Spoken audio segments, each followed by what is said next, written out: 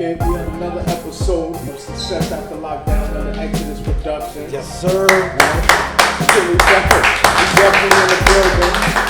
You know, we got some peoples in the building, man. Some real important people, man, that I know, grew up with behind that wall, man.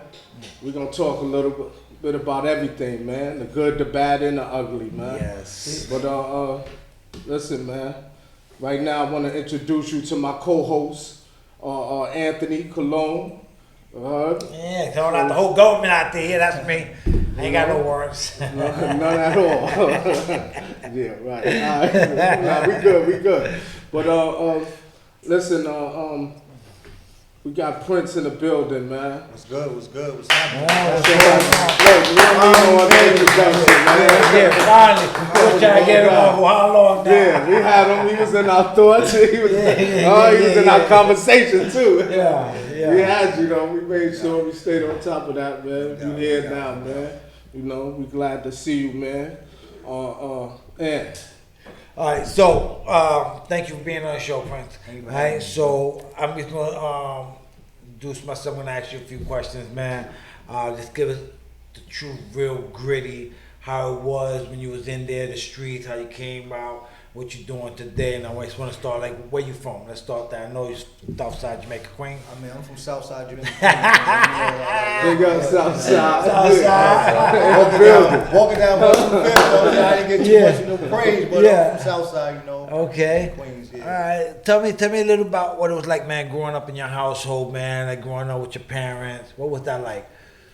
You know what, man? Like, I was talking to my brother about this a while ago that, we grew up in a poor household, but we didn't know. You know what I'm saying? My mom's did a great job at disguising the fact that we was poor. You know what I'm saying? She worked multiple jobs, and my pops, he went to Vietnam, and when he came back with a heroin addiction. Wow. You know what I'm saying? And he overdosed on Father's Day. I was like 5 years old. So my mom basically raised us by herself, and we ended up getting split up. I ended up going to my grandmother, and my brothers and sisters went somewhere else. So we ended up getting split up. I had 7 brothers and sisters at the time. You know what I'm saying? It was, I don't want to say it was rough because I was a typical kid. You know what I mean? Like I remember one rough time that I was talking to my brother about again. Like on Christmas times was kind of rough because my mom would make it her business to make us have shit. You know what I'm saying? Bikes on that shit. And my brother, I remember it was snowing. My brother came in and said, "Yo, go ride that bike." You know what I'm saying? I'm like, yo, we gotta wait till the snow. You know what I'm saying? He said, listen, go ride that bike. You know what I'm saying? But he was telling me to ride the bike because when my pops came home, them shits was gonna be gone. You know what I'm saying? So he wanted me to enjoy, the bike when I got it for Christmas because when my pops came, it was rap. Yeah. You know what I'm saying? So those are the things. Some of the things I remember.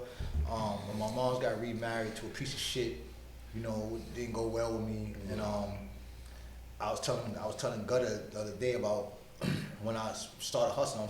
I was like 11 years old because I was being bullied. You know what I mean? My step pops made us wear these sneakers. I'll never forget. They was called McGregor's. Oh yeah. Some Tommy Cans. They looked like Jordans, or they looked like B-lines and all that. Yeah, you know what I mean? And we wore them to the first day of school. But prior to going to the first day of school, we had like Pro-Ceds, Converses. We had official shit. You know what I'm saying? And now here we are in 4th and 5th grade, and we got some bullshit. And now our friends are slapping at us. You know what I'm saying? So I had fights, and I told my little brother, I said, never again.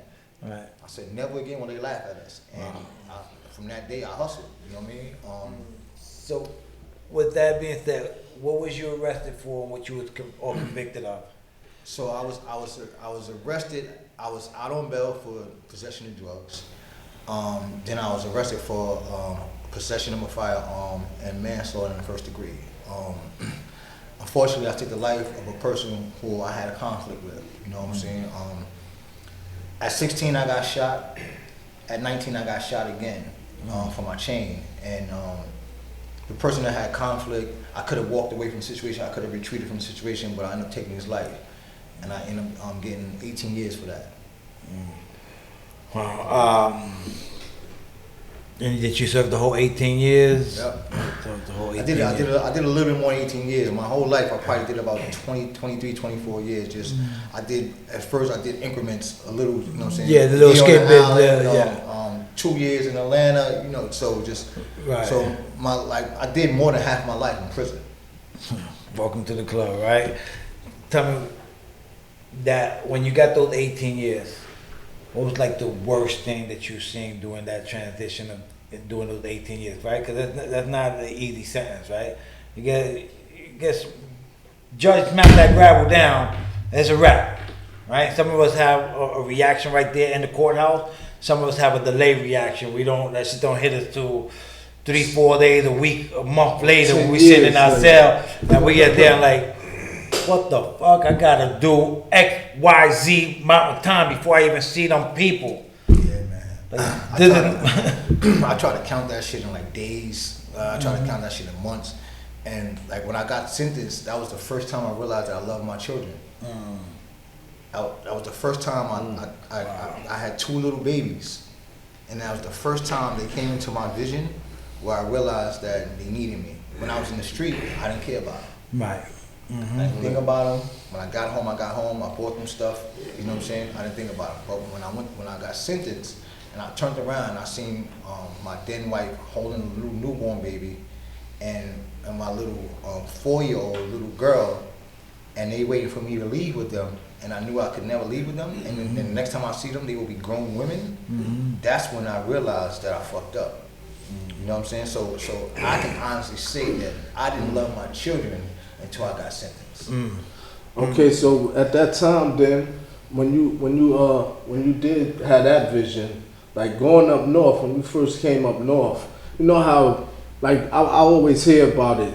Some people, and I always talk about it too, how some people would take longer than others to actually get that moment or that introspection, take that introspection of themselves and really bear down on actually, you know, preparing yourself to come home. So like what was your first 5 years like? Was you know what I mean? Was you still in the streets in prison? Because you know we still got the streets behind the wall too. You know, or was it a process? How was the process for you? Yeah, my first 5 years, I was like, I wore my case with a badge. Like I had a body. I didn't take a life. I had a body. So I was Prince from Southside Jamaica, Queens with the body, and all I wanted to do was play ball. You know what I'm saying? And go to the yard, you know, and try to figure out how to ways to hustle to still keep that same mentality that I had when I left the street. Now I'm doing the same shit with Biggie, so I gotta feed my family, so I'm trying to figure out ways to hustle. Then I ran into my cousin, Corey, Sugar Dawn. He's doing well now. He's got 2 trucking companies in North Carolina. And he was like, yo, cuz, he said, yo, get your fucking ass in that little library and get that time back. I don't care how you got it, give it back. You know what I'm saying? So I started going to the little library and trying to like, you know, dig up my case. And that was frustrating because, like I said, when I went to prison, I was uneducated. So I didn't even really know how to do research. I didn't know how to look up cases or cross references, none of that stuff. I know nothing about that, you know what I mean? And when I started it took me about 7, 8 years to realize I was in prison. You know what I'm saying? That whole time from sentencing to that 8-year point, I was depending on a grown man, depending on my mom's, making my wife at the time feel guilty, you know, writing my sisters and brothers and asking them for stuff. And I love my brothers, you know what I'm saying? I ain't mad at them right now because I remember a time when my brother was like, he told my mom, like, we ain't put him in there. Right. You know what I mean? I used to justify like, yo, man, you wasn't saying that shit when I was getting you stolen tires and shit for your car. You know what I'm saying? But that was just that cool like defense that I was trying to get at the time. The defense mechanism. You know what I'm saying? But he was right. He didn't put me in there, and they didn't have to take care of me. You know what I'm saying? So I became a spoiled brat in prison because I couldn't take care of myself. Right. You know, and I depended on them to do it. When they didn't do it, I was upset. Right. You know, I know that you mentioned, you know, not being educated, you know, before you went in. At what point did you say, you know what, yo, listen, let me stop the BS, let me stop being Prince from Southside Jamaica, Queens. You know, you just made a big valid point when you look at the words that you just chose. You said when you went in for, you was Prince with a body. Then you say you took the life of a young man. Right? That's two different perspectives of growth and development of how we see how we take someone's life. Right? Before, yeah, you wore it as a bad genre, that's how we said, like it meant nothing. But as you grow up, as you educate yourself, as you become the person that you are now, you realize that wasn't yet the body, that was the human life. Right? What transition at what age at what time did you say, you know what, let me find my true self and who I really am and start being a more accountable, responsible person, educate myself so that way when I get out I don't have to repeat and come back. It was one day when I woke up when I didn't have any more regrets. You know what I'm saying? When I first went to prison I had a lot of regrets, you know, and I regretted getting caught. I regretted growing up in a household with drugs. I regretted my pops abusing me, like all of those things, right? And I started to have remorse and be disgusted with my crime and the things that I've done to put myself in prison. And I had no longer have regrets, and I started to live with remorse and be more conscious, accountable of what I did. And once I was able to own my own behavior, that's when I started becoming the best version of me, right? And like I said, I brought these brothers here with me because they encouraged me to go to school. You know what I'm saying? Because I took the GED on Rikers Island and I passed, and I just put that shit under my mattress, and I rolled that shit up, and you know, when it's time to pack up, I didn't even care about it. You know what I mean? But I seen all my closest friends going to college. Right. You know what I mean? So I was like, yo, like I want to do that too. Like, yo, let's all go together. We was all encouraging each other. We took CMP and we got the graduation. It's the first time I wore a tie. I was in prison. I didn't know how to tie a tie. Johnny O, he tied my tie for me. You know what I'm saying? And I didn't know how to tie a tie. And when I had that feeling that first graduation, I wanted more graduations. Right. You know what I'm saying? I was at a point in my life when I was in prison where I wanted to become a doctor in prison. You know what I'm saying? So I was locked in on my studies. I was locked in. You know what I'm saying? I was reading all types of books. I wasn't reading shit on the island. I wasn't doing none of that stuff on the island. I started reading all types of different books, and then I started to see the world from a different lens. Talk to me now. Talk to me, brother.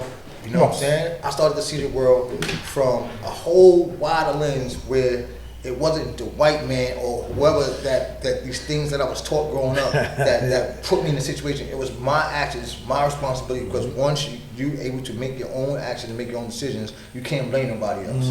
You know, they can put you in these situations, right? But you can't blame nobody else. So when I started to see the world through the classes we was taking, like history of violence, history of Judaism, Christianity, and Islam, and all these other things, and started seeing the world from a different lens, that's when the whole world opened up for me.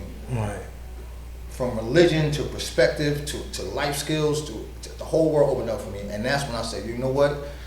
When I get home, I'm gonna have a plan. And that's when I got my black and white notebook, and I started writing down my plan, what I wanted to do when I got out.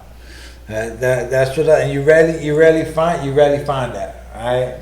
And like to just find a group of brothers, like I keep telling Eric in every episode, like you know, when I was doing my bid, it was just always just straight wild out, just whatever. To find a group of men that you would that you clicked with on a positive note that help you and motivate you and push you to do better and be better, right? With nothing looking in return for. Not to see, yo, he's gonna go to commissary, he's gonna come back and bring me something. It was just like, yo, I'm just a human being, I wanna see you excel. And to come home and to click up with them and to do something and yes, being a positive role model in your community. Yeah, so I want to see two things, right? I want to see this negative and positive. So if you could, you know, paint this picture for me, one of the worst things you see in prison, right? Growing up in there, you know, and also, you know, talk to us about what actually inspired you in prison. You know what I mean? For your preparation process. You know, so I want you to go back a little bit and you know, look at those worst times, because you know we've been behind that wall, and a lot of things happen behind that wall. Mine's is easy. The worst thing that ever happened to me in prison was this dude, just like me and you sitting, we talking. You know, we had no beef, we had nothing going on, no beef at all. He came across me and stabbed me in the middle of my chest with an ice pick, and it didn't penetrate me. The ice pick was this long with a handle on it. This dude was your size. Look. And the ice pick did not penetrate me. It did not leave a mark on me. Then he came across my hand with a knife and just like put a little slit on my arm, right? It was a little like on my thumb, right? So that was like right then and there, I knew that I had a reason to be here. You know what I'm saying? I knew I had a reason to be. I knew I had a reason to exist while I was still in prison, because I used to pray at night not to wake up because I was tired of living in my reality. You know what I'm saying? And then here's somebody coming out there trying to take me out of that reality, and it didn't work. So now, see, I gotta have a plan. There's something way more that I could be doing out here. And you know, here we are. I'm an engineer now, Citizen App. I got my own books out. I got a car wash where we hire young gang members where they shoot water, not guns. You know, I love that. Hold on, y'all. That's good. Like that analogy, I love it, y'all. I opened up a car wash on May 1st, man, and we had no idea how we was gonna do it, what we was gonna do with it. And the whole plan was to hire the young brothers in the neighborhood who was like, known for causing problems and give them something to do. Right. And now they did right now, running the car wash by themselves with the yellow t-shirt on, says we shoot water, not guns. There haven't been one incident since May 1st since we've been there. Not a fight, nobody threw a rock, not a shot. That's nothing. right. Give it up. No question. I was in Clinton, man, and I was in the infirmary, and I seen the Ku Klux Klan, the CEOs dragged this homie in. You know, I'm not a gang member, I've never been, you know what I'm saying, but the homie, he was blood, you know what I'm saying, they dragged him in, and he was like 99% dead, and they dragged him into the infirmary, he was still cuffed, you know what I'm saying, and I said, then what could he had done? You know what I'm saying? What could he had done different from what Emmett Till did? You know what I'm saying? Different from any other situation like that to deserve to look like the way he looked, and knowing that he's not gonna make it out. You know what I'm saying? Standing up. Right. He died. Right. You know what I'm saying? They killed him. You know what I mean? And I said, yo, that could happen to me for no reason. Like a CEO could lie and say I kissed that or I whistled that or whatever the situation is, and they can lie and say that, you know, these things happen. And that right there was enough for me to see, like, yo, man, like, I'm tired of this. I came to Sing Sing in 2004, 2005. Okay, so you actually got there before me too. Yeah, you know, I got there in 2006. You know, when I did meet you, it was in the educational setting. You know what I mean? When we was in school, you know, building together and everything. So, like, I just want you to just explain how that was for you. That whole experience, man. That whole college experience in Sing Sing with the men over here. You know, with all the brothers that was here too, Gutter and Joe and everybody. You know. Yo, college was uncomfortable fun. You know what I'm saying? At times it was uncomfortable. We had a lot of fun learning, but you know, it was a curve. You know what I'm saying? You had to like the discipline that I didn't have in the street, you had to have it in school. You know what I mean? And God bless the dead, Miss Muhammad, who was like our mother in there, who made sure that we stayed on top of our game. You know, she allowed us to come to school when we was keep locked. You know what I'm saying? Then she had the conversation about how stupid you are for catching a ticket when you're getting a free education for $10 a semester. You know what I'm saying? So you know, it was uncomfortable fun, but it was a new world for me. I'm speaking on this personally. Like, college was a new world for me because I never knew I was good enough to be a college graduate. You know what I'm saying? I didn't think I was smart enough. I didn't think I was eligible. I was capable of having a degree where I could use it, where I could help other people, where I could bring my team on and hire people that you know what I'm saying, that's close to me. You know what I'm saying? So and now, you know, like I can do that now. You know, with my degree that I got from in prison. I got my degree was in prison. I never been to a college classroom until I taught one in New York City. You know what I'm saying? That's the first time I stepped into a college university is when I was teaching. You know what I'm saying? Every other college classroom that I learned from. Let's give it up, man. So what motivates you today, man? Like, you know what I mean? I want to know, like, why you go so hard with helping the community, man. Talk to me about that. Yeah.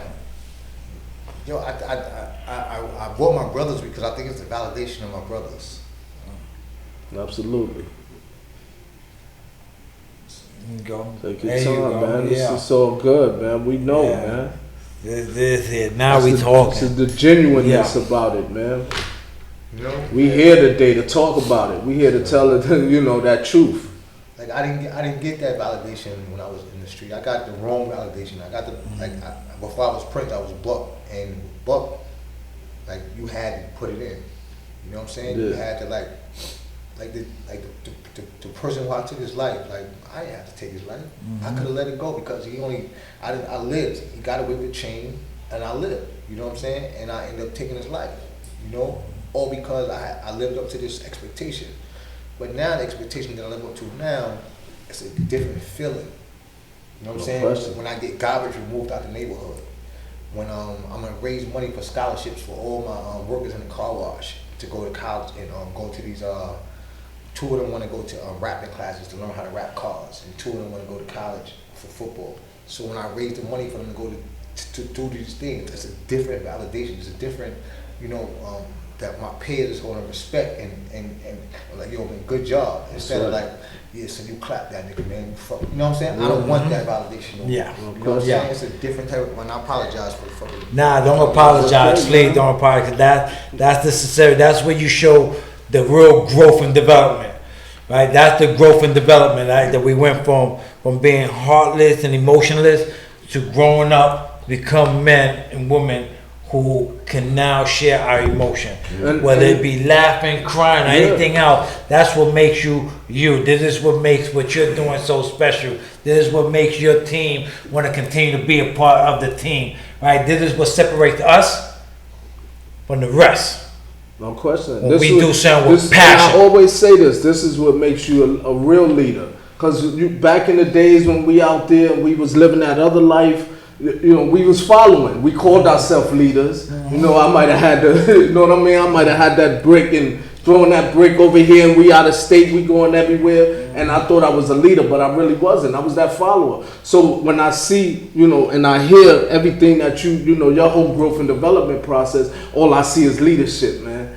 All I see is leadership, you know what I mean, for our community now. And that's why I laid this platform. That's why I created this platform, for us to show society that, listen, man, there's brothers and sisters that's formerly incarcerated, did 15, 20, 25 years, that's home, and that's giving back to the community in a positive way, you know what I mean? The recidivism rate is this high, man. We still overshadowed by that. But I created this platform to, you know, to highlight that, man. To highlight our successes, and you definitely a success to the community, to society as a whole, man.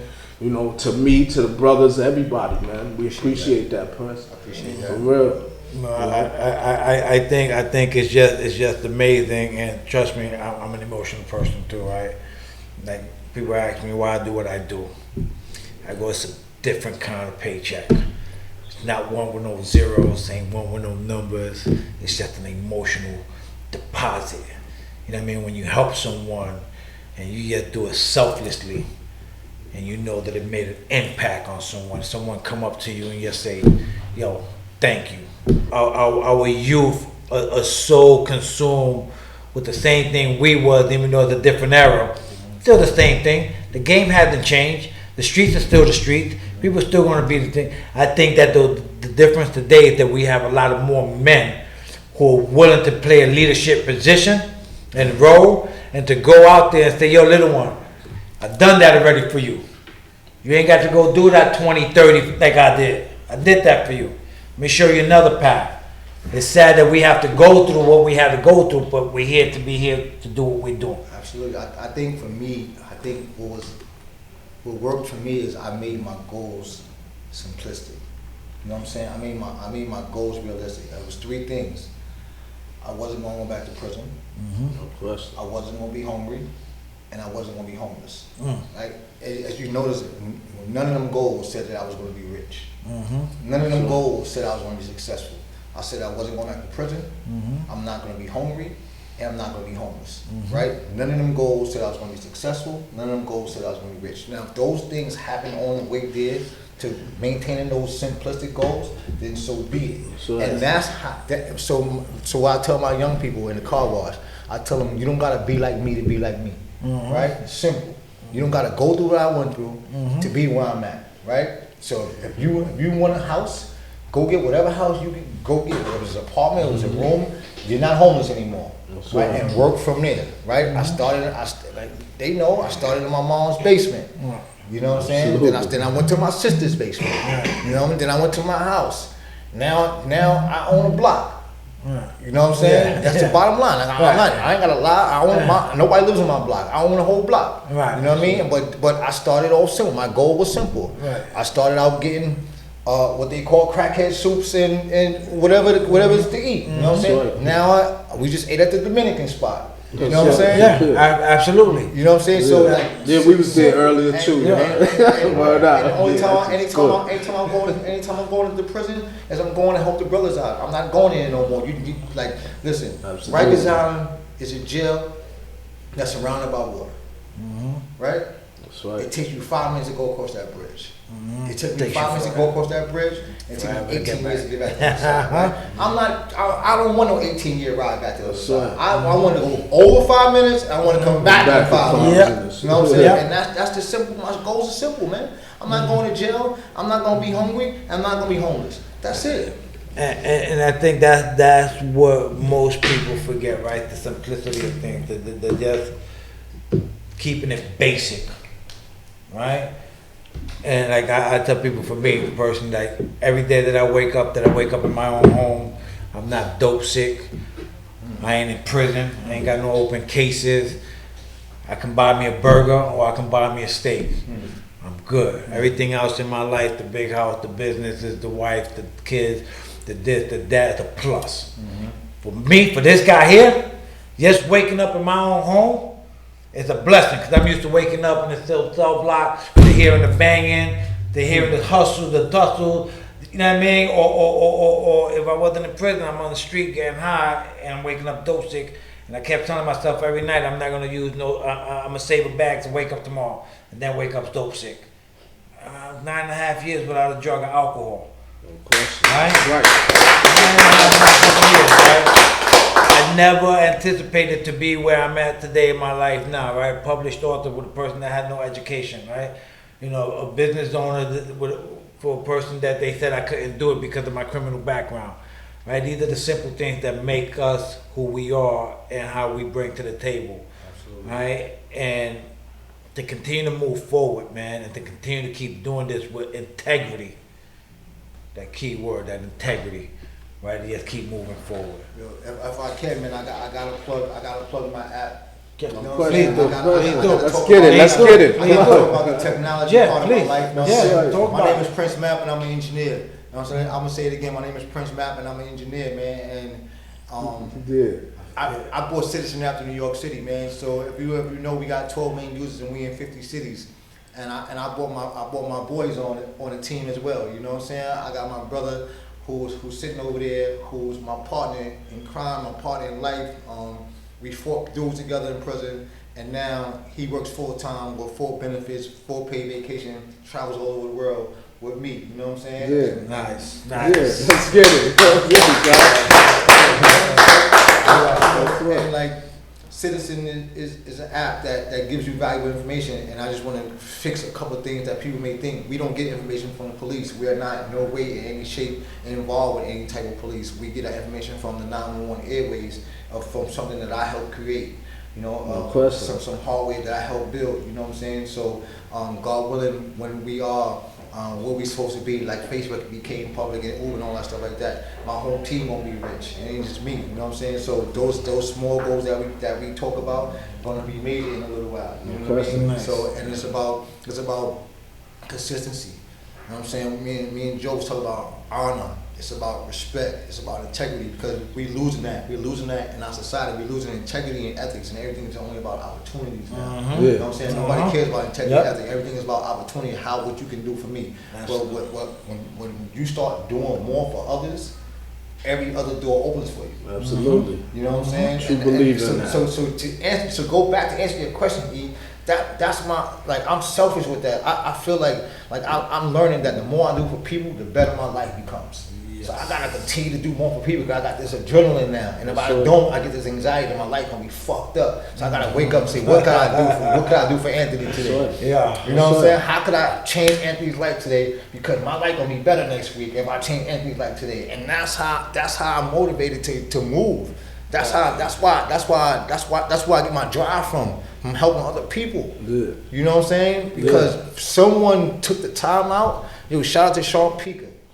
That's right. Shout out to Pete. He was supposed to be here today too. We gonna get him. He's coming. He's coming though. He's coming. Somebody took Sean on blast. Yeah. Sean on blast. You never show up. He'll be here though. Never show up. But he shows up. Yeah, he showed up. He showed up in the biggest way because someone took the time out to invest in us when we wasn't investing in ourselves. That's right. You know what I'm Always saying? say that. And, yo, we got $1 million education for $10 a semester That's because of right. Sean Pika. Shout out to Harry Belafonte, Ice-T. Yeah, every year, Usher, $1 million Warren Buffett. actors. And, You know what I'm saying? Warren Buffett and all those other people that invested in us when we didn't want to invest in ourselves. If you couldn't figure out how to get $10 to pay for your semester, then you was in the wrong classroom. That's You know right. what I mean? So, Absolutely. you know, that's. I had to plug Citizen, man, because Citizen changed my life financially. No, You know what I'm absolutely. saying? It put me in a game where I didn't think I would ever be. You know what I'm saying? Unless I was hustling or selling, some type of drug or doing something illegal. Citizen got me feeling like a drug dealer without selling drugs. That's You know what right. I'm saying? Absolutely. We doing it the right way. Yeah, Lost Boy said legal drug money. You know what I'm saying? But it ain't got That's nothing to do with drugs, man. At all. We sell information. Oh, it's a drug. It's a positive drug. That's It's a right. legal positive Definitely one. positive drug, And I say it all the time. I think that's that accountability model. So, you're taking accountability for your life. When you do that, everything happens around you good. Everything good, man. Like, I've been home now. Next month will be 2 years, man. 27 years and 6 months, right? And listen, everything happened around me. Everything going right. Everything. There's nothing, because I keep that positive state of mind. Know what I mean? You know what bothers me? That a lot of times, like, so 27, how many times you did Ant? 22 and a half. 22, 8 that's 40, and 27, 67, 25, 25, 20. So we got over a century in this room, right? Yeah. And when we speak about our time, it comes off our mouth so loosely. Yeah. I can say 18 so easily, right? But I want you to count that time in seconds. Yeah. Because that's what it looks like when you're in prison. That's right. You know what I'm saying? There's something about the clocks in prison that you hear every tick. Yep. When you're in that gallery. It's something about the clocks in prison that you hear every tick. And if you can easily say you did 27 years, but if you try to count that shit in seconds, that's how much time he did. You know what I'm saying? And you need to look at it like that. Don't count it in months. Don't try to, I did 88 months or 238,000 days. No, count that shit in seconds. Billions of seconds in prison. They say that, and I don't know how true it is, they say you get 1 billion heartbeats before you're done. Right? So imagine how many heartbeats we got left. Your life is short because there's a time you was born, right, to the time you die. And that dash in the middle is short for a reason. Those are your heartbeats, right? And our heartbeats is cut in half already because we done did half our life in prison. That's right. So I don't want people to take for granted when we talk about our time. I'm glad that you brought that up because when I came home, my wife had put a big sign, right? And she broke it down by year, month, day, week, day, minute, and seconds. And of how much time she waited for me. I still have it in my garage now, and I looked at it, and I was like, okay, the years did, but when you look at it in that perspective of every second, and it seems like when you in tune to that, you're absolutely right. You're taking away your heartbeats. You're taking away your value heartbeats that you need to live. It is. It's powerful. That's a lot of wasted time for some. For us, that decided to get your education while in there, while getting your GED, getting your bachelor, getting your masters, and PhD, what more can you say? Right? So we can look at it as two ways. It was either blessing or curse. right? Nobody ever want to go to jail, but sometimes it's that reality that we have to go through the darkest, grittiest areas of our life to find out how bright we can really shine. No question. And I go back again to the accountability. I think you got it. I think that's where you actually, you know, that came to light, man, taking that accountability. And once you do that, you know, now you have no choice. Your life, you live your life for that person that you killed. You live, that's what your life is lived for the community, for society as a whole. I'm gonna tell you a quick story. I was on Far Rockaway Boardwalk giving out sneakers one day, right? And because I do a sneaker drive every year for back to school. Sometimes they new, sometimes they used, but the kids love them because they don't gotta rock their new joints all the time. Right. You know what I'm saying? So I got a text in my messenger, and it was a short text. She said, "You killed my brother." Right? Then I didn't know, I didn't respond to it. And it kind of like shook me. I started looking around. You know what I'm saying? Like, damn, like, you know, that's it for me. You know what I'm saying? Then like maybe like 3 minutes later, she said, "I've been watching you since you've been home." And she said, "And my family are proud of you." Wow. She said, "We've been watching what you've been doing, and my brother didn't die in vain." Wow. Right? And that right there was enough for me to feel validated at what I'm doing and continue to keep doing. You know what I'm saying? Because I didn't know how to reconcile with that situation. You know what I'm saying? No matter what the situation was, what this person did, he still was a human being that was loved by other people. Right? Hated by me, loved by others. And just like I was loved by my people and hated by them. You know what I'm saying? So to get that from the sister, you know, that message, it was powerful. It was powerful to me. You know what I'm saying? Absolutely. Like, it changed my life. It changed my perspective, and it also gave me that reason to constantly keep pushing and keep doing these sneaker drives and keep doing these giveaways and stuff like that, because I know that people is watching. No matter, let me tell you something. We've changed, right? But that don't mean people change. That's right. People that was our victims at one time, that we robbed, that we shot, that we stabbed, that don't mean that they changed. So you still have to somehow keep that instinct that we learned in prison. That's right. But you, regardless of that, you got to be the best version you ever been. That's right. At the same time. At the same time, you got to have that balance. Everyone is always watching. Nobody's ever going to really give you too much props for all the good things that you do. The sneaker drives and this, that, and the third, 'cause they're always watching. But the minute you make one little slip up, everybody starts talking. Yeah. We about to close out, right? I just want to say that I appreciate your presence, man. I appreciate seeing all the brothers, man. You know what I mean? Here today, man. And I know, you know, y'all doing big things, man. Yeah, I just want to like shout out to my brother Joe, my brother Aaron, my brother Gutter. You know what I'm saying, who came here to support me, you know what I'm saying, I asked them to come, you know, they no was question. Here, you know, like when we opened the car wash, we didn't have no clue how we was gonna do it, we didn't know nothing about the car. I studied some stuff and we mastered it. We got it right. Joe pulls up when I can't, like I'm in Chicago, Joe ain't holding the car wash down. When I'm in Chicago, Gutter's holding down New York with Citizen. You know what I'm saying? So like, look, I got them all. I got you on my computer. I'm coming for everybody. Listen. I'm coming to highlight Sing Sing. I'm not playing. Everybody that was in there with me. Everybody that was in there, I'm getting around to everybody, man. This is our 11th episode now, man. We just started, man, but I already know where it's going. I know we sitting right there while they sitting over here. You no question. That's right. Absolutely, man. So we appreciate it, man. And keep doing what you're doing, man. Love you, man. Real quick, right before we go, if you have any advice that you would like to give to anyone, what would that advice be, man?